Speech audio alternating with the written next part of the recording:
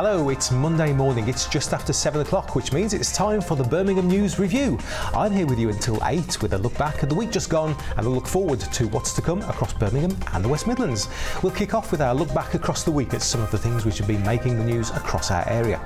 Jason will be here with another interesting guest in the Milk Bar, and I'll be seeing what's up on the community notice board. Norman Bartlam will tell us what's so special about this month, and we'll be profiling another artist and their work. A little later on, Sam will join me for a look at what might be making the news in our area during the coming week. Plus, Des and Gary will take a look at what's on this week too. Owen will also be choosing another letter in our A to Z of the West Midlands. It's a busy hour ahead right here on the Birmingham News Review. So let's see what's been making the news this week.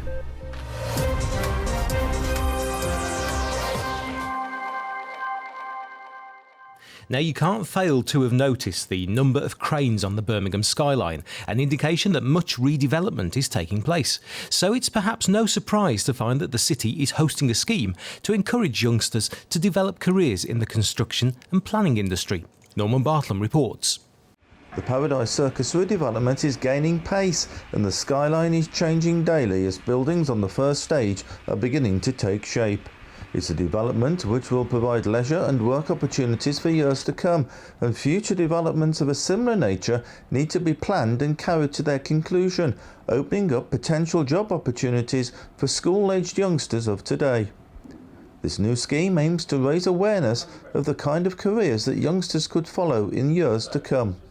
Pupils from Birmingham schools found out about the range of jobs available and even had a go at creating a master plan for the rest of the development. A Head Partnership is an organisation that brings businesses and schools together across Birmingham and also up in the north. The reason we do that is to see young people explore careers and have a look at different kind of job roles and opportunities for their future that they might not normally have thought about. It's been brilliant to work with the Paradise Circus team and think about the master planning activity that we've done over the last few months. The outcome has been young people thinking about their future opportunities that they might not normally have considered. They've had their aspirations raised and they've considered roles that they might not have thought about before.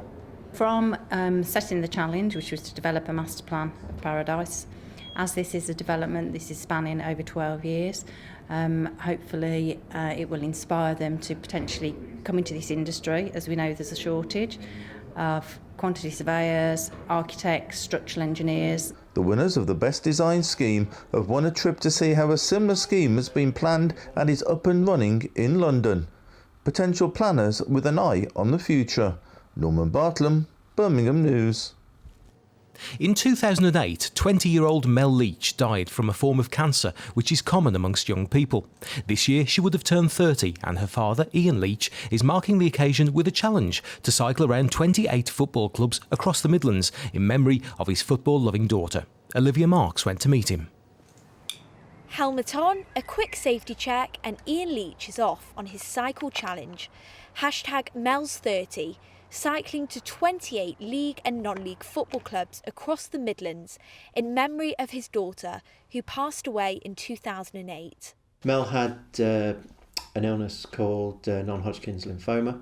It's one of the most common cancers in young people between the ages of 15 and 30. And she was diagnosed the day after her 20th birthday and died 9 months later. This year would have been Mel's 30th birthday, so I wanted to do something to commemorate that.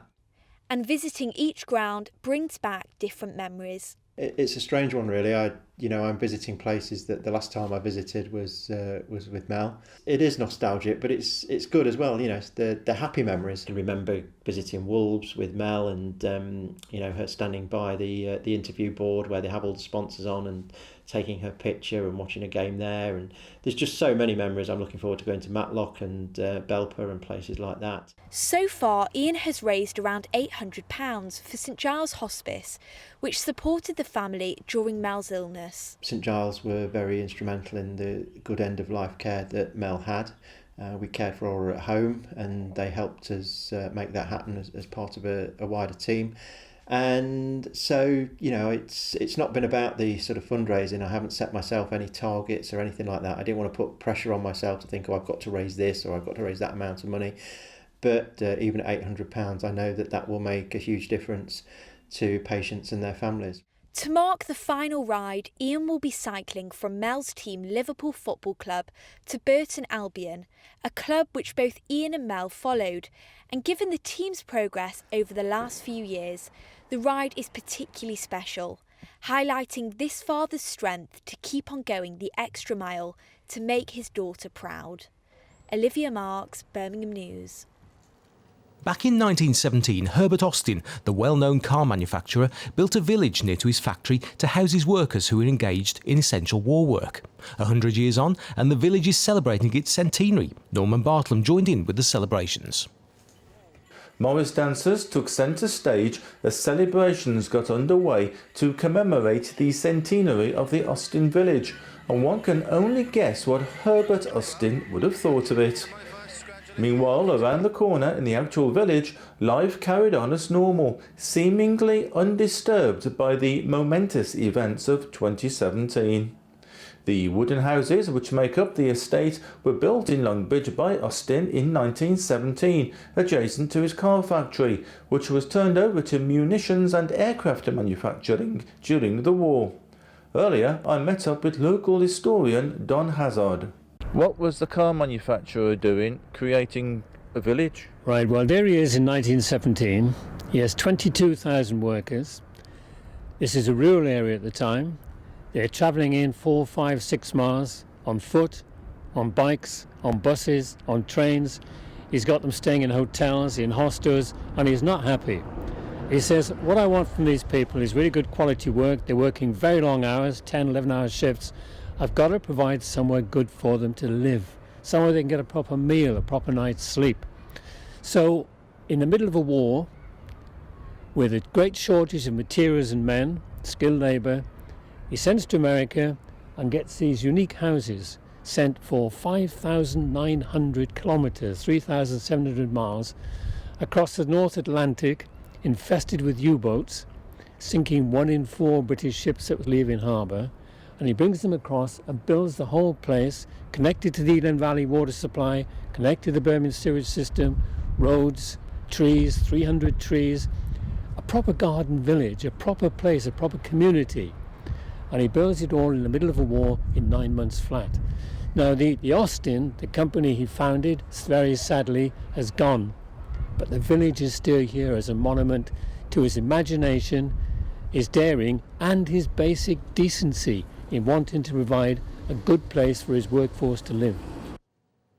Now mention the name of Tufty and immediately the ears of many people will prick up as they think of the famous squirrel used in road safety films and posters. Well, the organisation behind Tufty is celebrating its centenary, and officials at Birmingham-based ROSPA attended a royal garden party. An exhibition has opened at the Library of Birmingham, and we sent along Norman Bartlam to the launch. It was during the blackout of World War I that people became aware of the need to encourage the citizens of the country to become more road safety conscious, and a group was formed which led to the formation of the Royal Society for the Prevention of Accidents. The Library of Birmingham wasn't chosen by accident to hold the event, because ROSPA's national collection of over 6,000 posters are kept in the library archive, and many of those road safety posters are on display at the exhibition. There's a tremendous road safety problem emerging with the rise of the automobile, but what the real marker for pushing safety initiatives was the First World War and the blackout. So in 1916, a group of individuals met in London to set up an organisation that went on to become ROSPA, to try and improve road safety for pedestrians, drivers, all road users, including horse drivers as well. The Cycling Proficiency Scheme was launched in 1947, and in 1958 it became a national scheme at the request of the government, and 100,000 children a year were trained. The Road Safety Tufty Club was launched in 1961. 20 years later, ROSPA's president, Lord Nugent, secured the compulsory wearing of seat belts with a late amendment to the Transport Bill, and the law came into force in 1983. In more recent years, the role of ROSPA has adapted and changed according to circumstances. Good morning, everyone. Well, over the last 100 years, it's been changing quite considerably, because the way in which we injure ourselves has changed. So we're still just as capable of injuring ourselves as we used to when ROSPA first started life, which was very much as a road safety organisation encouraging pedestrians to actually face oncoming traffic, which at a stroke reduced pedestrian casualties by about 70%. Today, our big challenge is actually what we do in our spare time. So the vast majority of accidents actually happen at home and in our leisure time. The role of Vosper may have changed, but the squirrel lives on. And if you're going nuts about Tufty, then you can see him at the Library of Birmingham until the 13th of July. Norman Bartlam, Birmingham News. Stay with us, we'll have more from the Birmingham News Review after the break.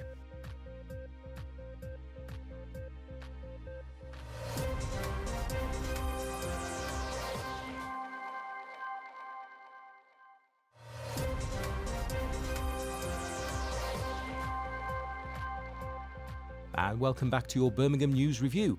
Now, 2017 marks 70 years of the Polish community in Birmingham, and they held a celebratory event last Sunday at the Millennium House to celebrate.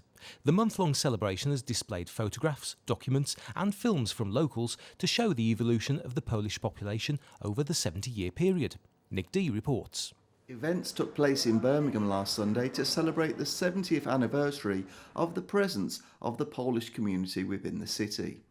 High Mass, attended by dignitaries including Birmingham's Lord Mayor and the Polish ambassador to the UK, were followed by a celebratory meal accompanied by traditional songs and dancing at the city's Polish Centre. One of the event's organisers was Richard Webber, who at the age of 5 came to this country as a political migrant following the Second World War. It was difficult because obviously I didn't know the language. The first year and a half we spent in a resettlement camp. There were situations where I did feel I was discriminated. I would say Birmingham's much more welcoming now. It always was fairly welcoming. There are various reasons for that. Amongst other things, as other immigrants started coming to Britain, they were more obvious as immigrants, and so the emphasis on being a foreigner went more to those people than to us Poles. Bishop Robert Byrne opened a photography exhibition documenting 70 years of Polish life in the city. I've been able to talk to many of the Poles here over the last few hours, and most of them, or all of them I should say really, are very keen to say that they feel themselves to be part of British society, very much and grateful to live here and want to contribute to the life of our country, but also that they want to keep their Polish tradition. Our culture is one that is really beautiful. We're very proud of the dancing, the singing, our faith, and I think all of that together, the whole package is, yeah, we're all really proud of that.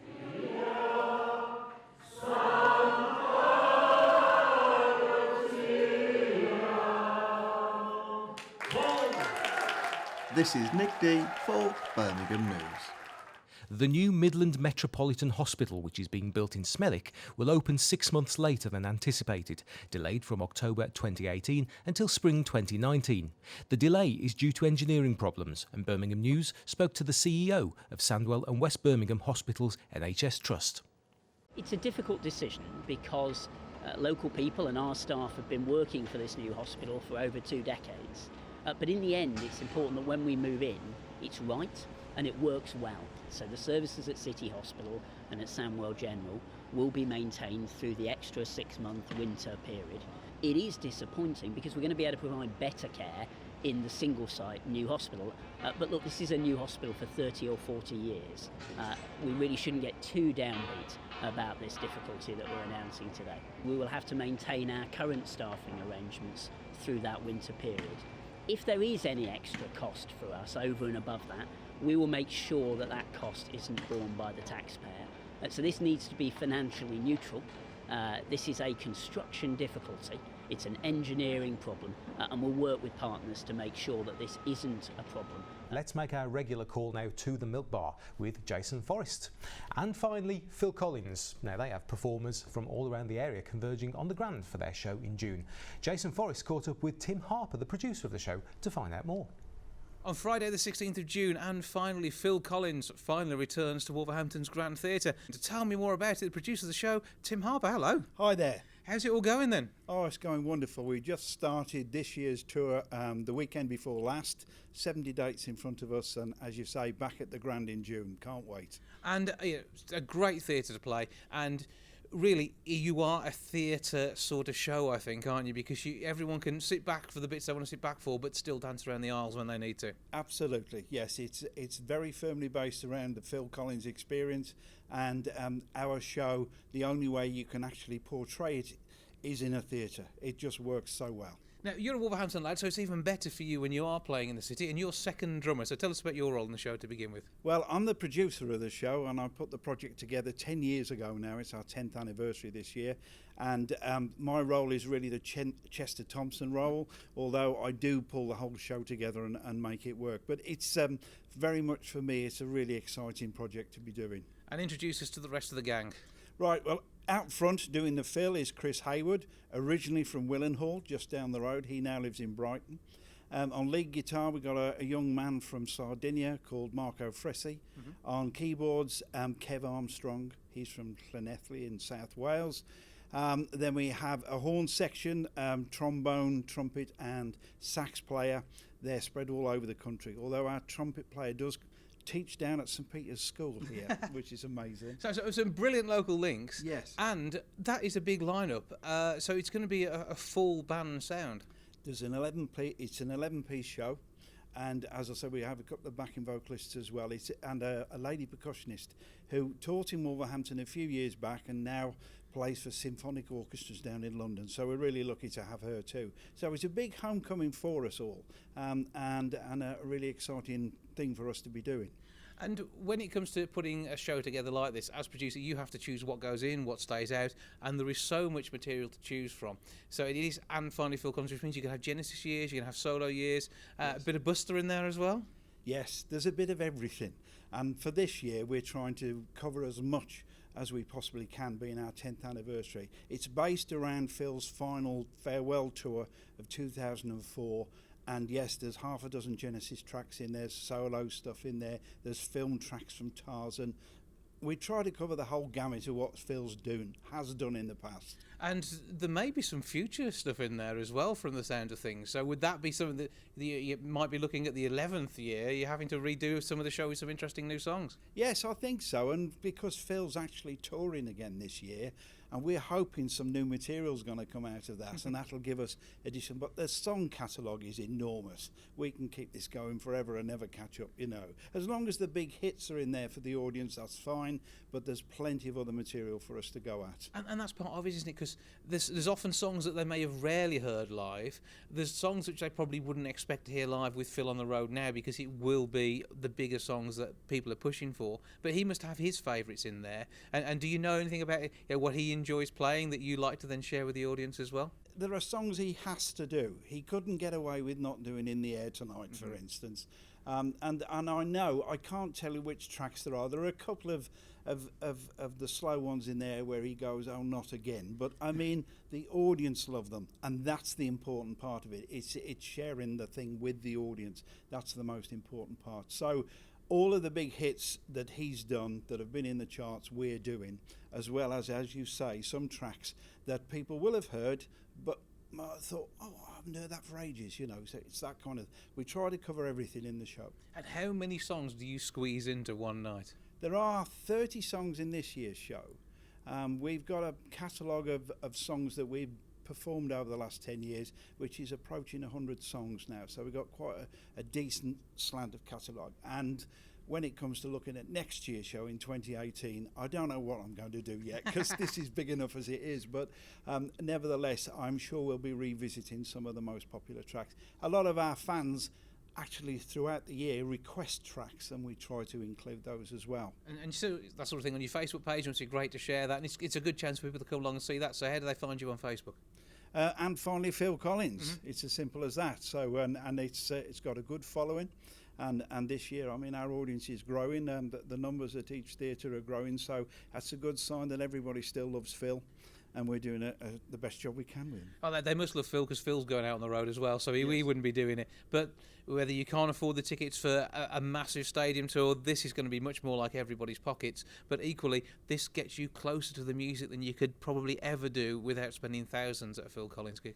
I hope so. That's what I try to do, is to give them the full Phil Collins experience, with the choreography, with the stage set, with the lighting, with the way the show runs. We're always trying to meet his standard, and then people do come up to us and say at the end of the night, close your eyes and we were there. And that's the best compliment you can have, really. Yeah, well, it's a set of songs that mean a lot to many people, a set of songs that everybody enjoys hearing, so it's going to be well worth getting your tickets, isn't it? Yes, I think so. And to come back home, and we have a special surprise. It won't be a surprise now, appearance of St Peter's Church Choir. They're coming to sing on stage one of the gospel songs that Phil wrote. And that's going to be a really special event as well for Wolverhampton. Yeah, more local involvement, you know quite what to do with there, with everyone who else is involved in that one as well. But that's going to be a really good night by the sounds of it. And your favourite song that you've got in these 30 this year? Crikey, that's so different. I love them all. I really do. Take Me Home, I think. It's a song right at the end of the night, and it's really emotional, and I think we've nailed it. Well, it's going to be well worth seeing. And finally, Phil Collins at Wolverhampton's Grand Theatre, Friday the 16th of June, 7:30, curtain up. But Tim Harper, thanks for joining us. Thank you very much for your time. Thanks very much, Jason. And of course, we'll have more from the Milk Bar at the same time next week. But if that's not enough for you, then the Milk Bar is also on the radio, and it's a podcast too. Just order up themilkbarpodcast.com to find out more. Still to come, we'll be seeing what's up on this week's community notice board, and Norman will take a look back in time at what's so special about this week. Owen will be profiling another artist and their work too. Stay with us.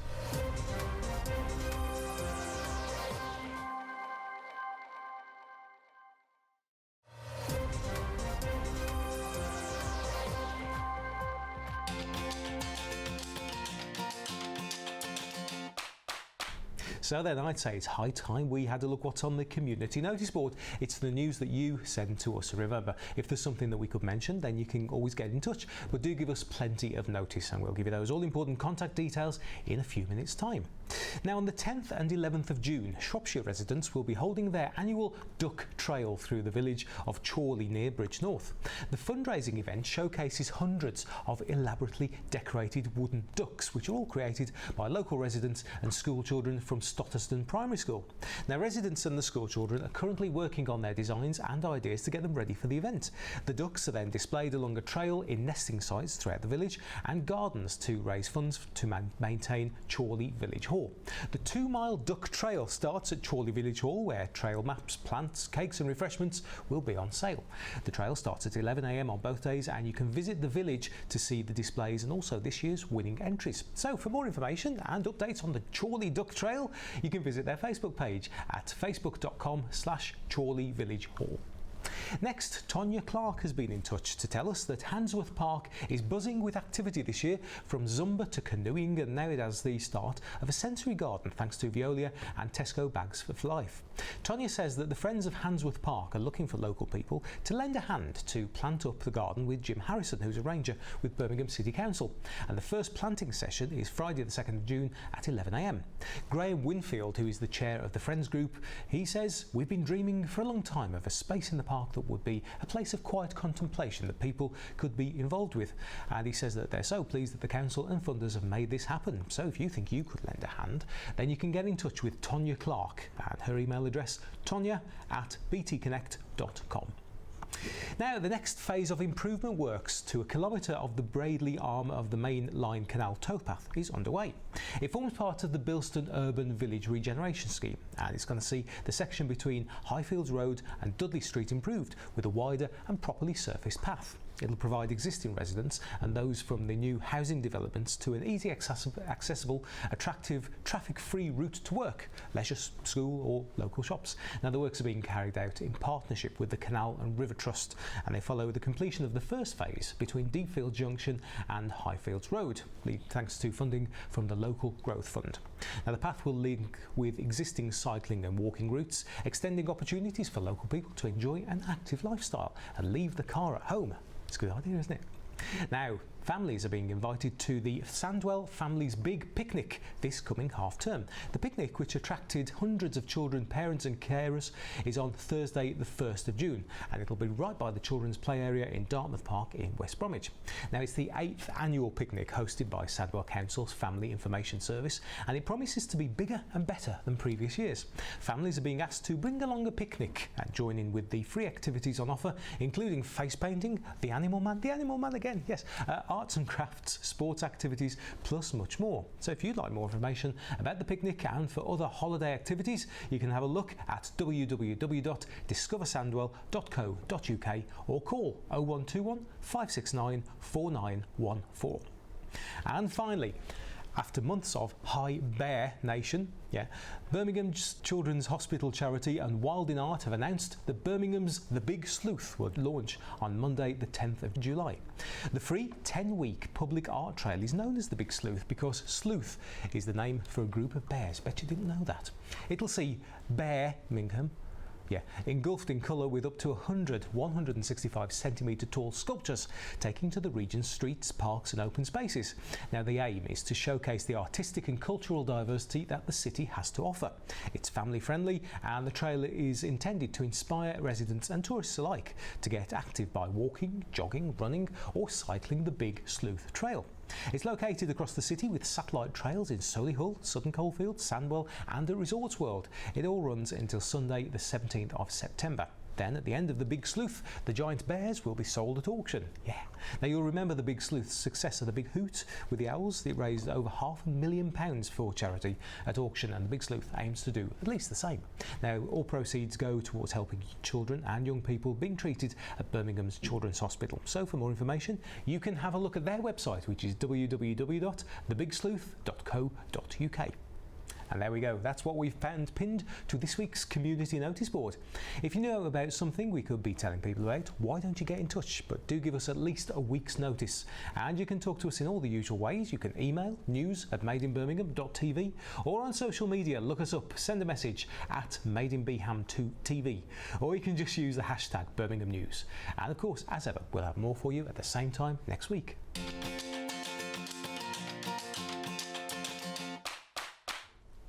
Now then, let's take a quirky but interesting trip back in time with everyone's favourite historian. It's our Norman Bartlam.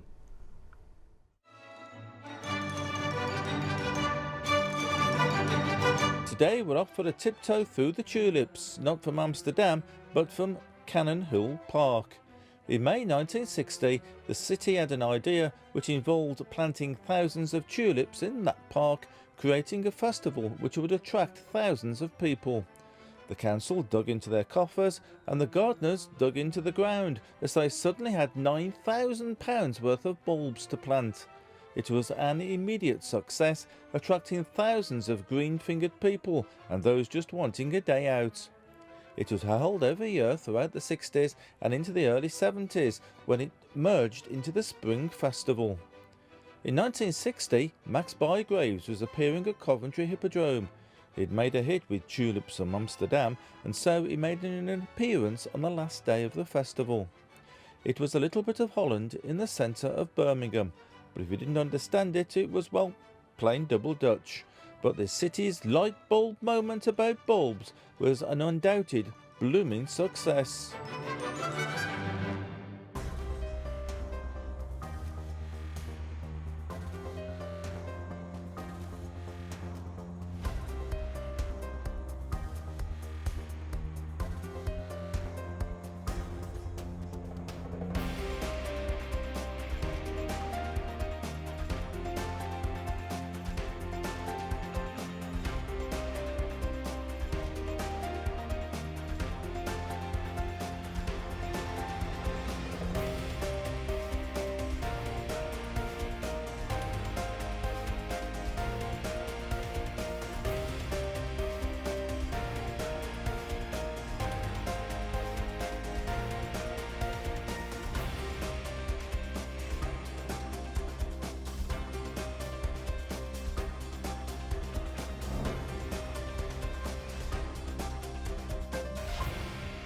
Right, now it's time for a relaxed profile of another artist.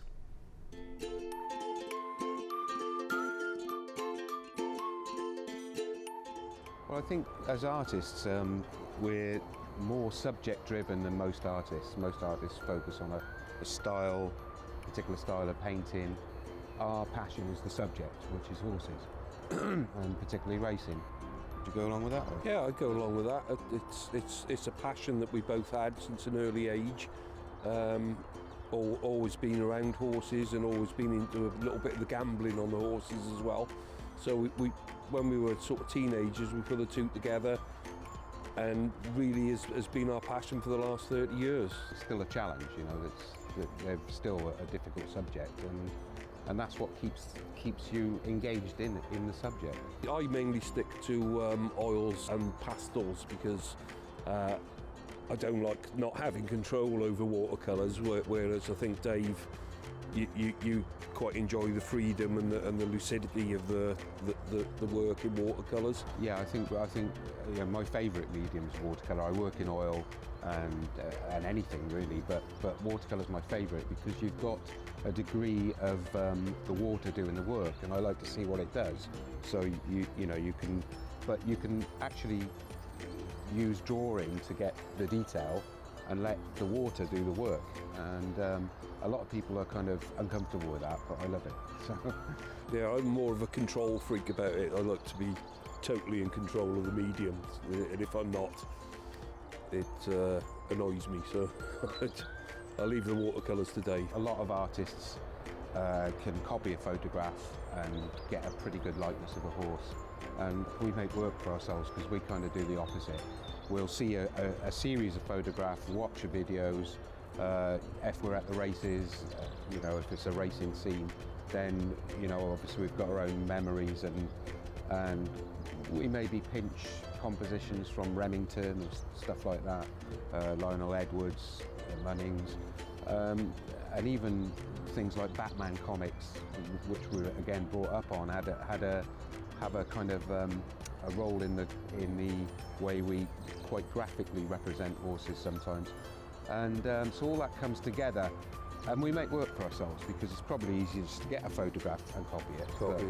It's boring. It's not pretty pictures of horses. It's about the sort of strength and the action and trying to capture the whole atmosphere of the thing, really. So yeah. So it's not chocolate box pictures of horses. We're involved with the action as our main thing. Still to come after the break, we'll be looking ahead to see what could be making the headlines during the coming week. Des and Gary will be telling us what's on around our area, and we'll pick another letter from our A to Z of the West Midlands. All that, plus the weather too, when we come back.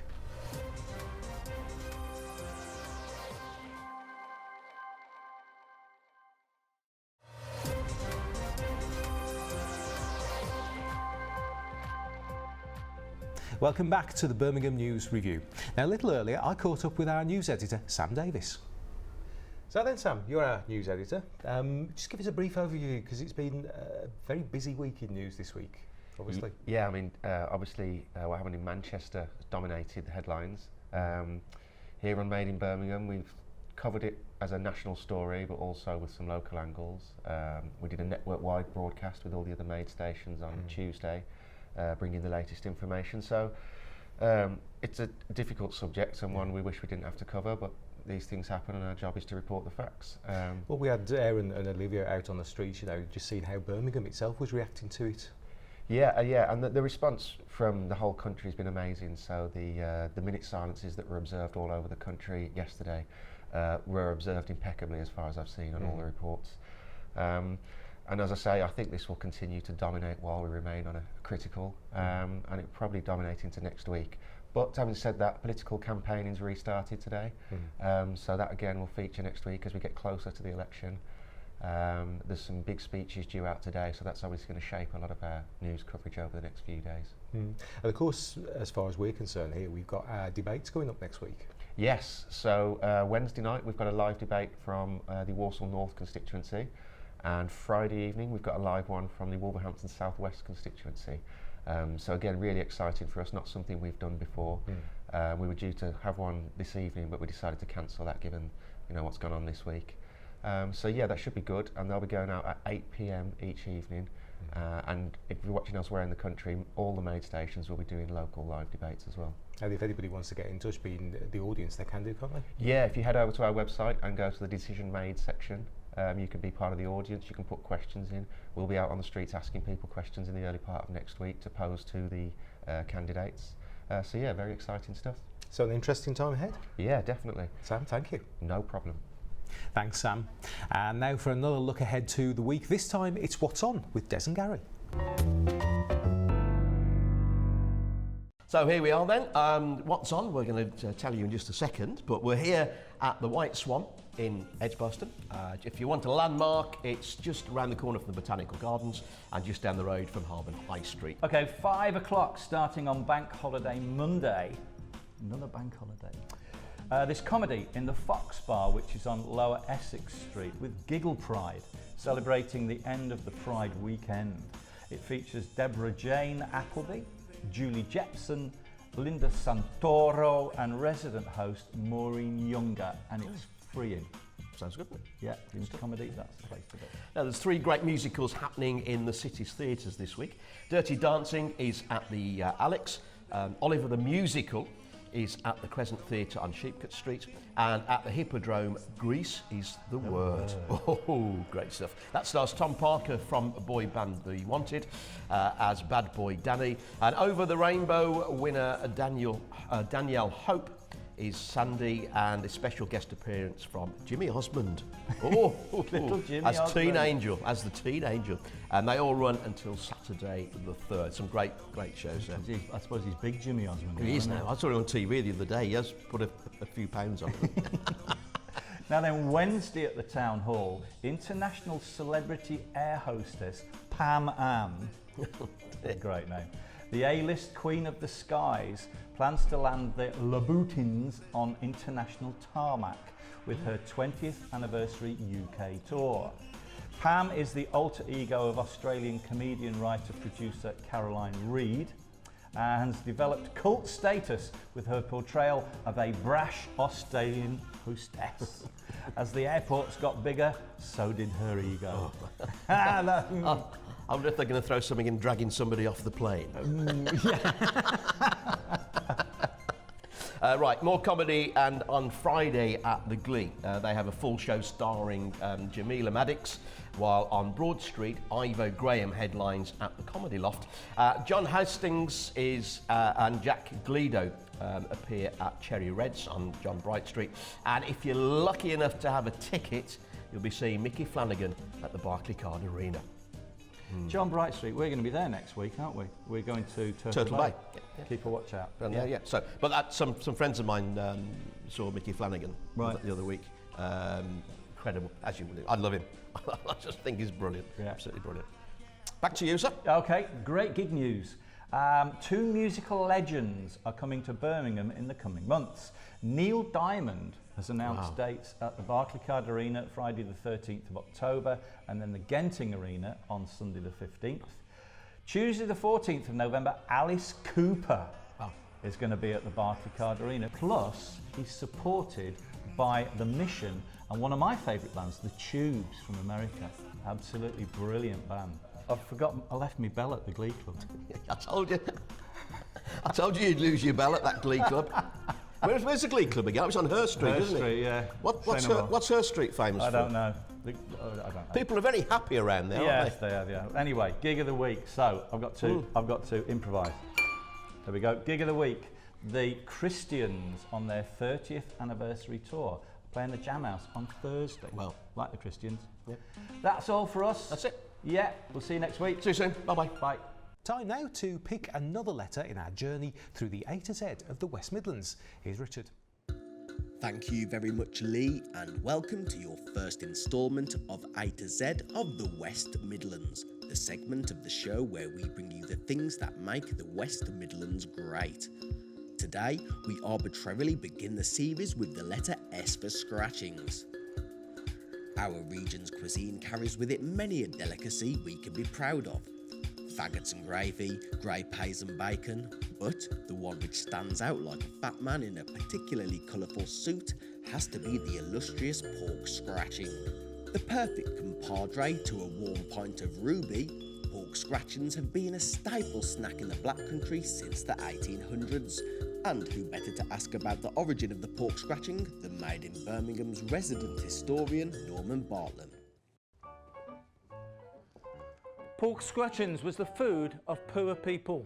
Many people kept pigs in their back gardens and fattened them up for slaughter, making sure that nothing went to waste.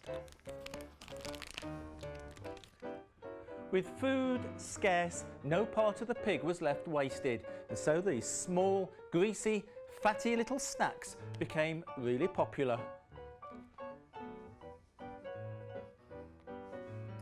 Now, scratchings have always been popular in the Black Country and in Birmingham, and they're even more popular now because someone's discovered that 49% of each packet is protein, which is good for you. All you need to do is to forget the 47% of it that's fat. It's not surprising really that 20 million bags of scratchings are sold every year.